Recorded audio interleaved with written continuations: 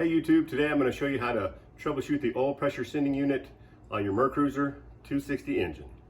On my boat, I was having some trouble with the oil pressure gauge, and so I had to troubleshoot and replace the oil pressure sending unit.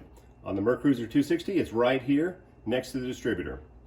This lead goes back up to the gauge, and then it'll read the current or the resistance through the sending unit, and it tells the gauge what to read.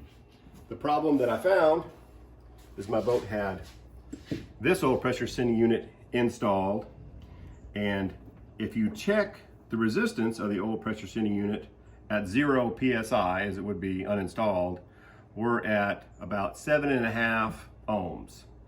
Now, the Mercruiser oil pressure sending unit should be at about 225 to 250 ohms, and that'll bring you down to a 0 on your gauge.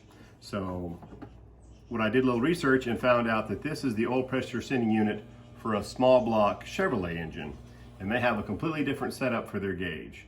So I'm sure the previous owner who installed it must have thought, small block Chevy engine, same thing, put in a gauge, sending unit for a small block Chevy.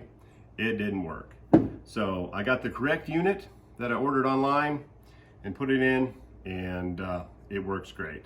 One of the easy ways that I can tell you how to test if it's your sending unit that's the issue or the gauge is you can simply take the lead off for your gauge, and right now the gauge will be reading 0.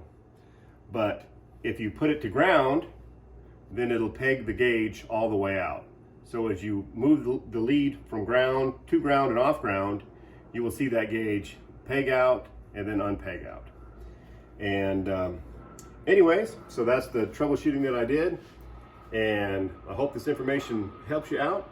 If it does, please like and subscribe. Thanks for watching.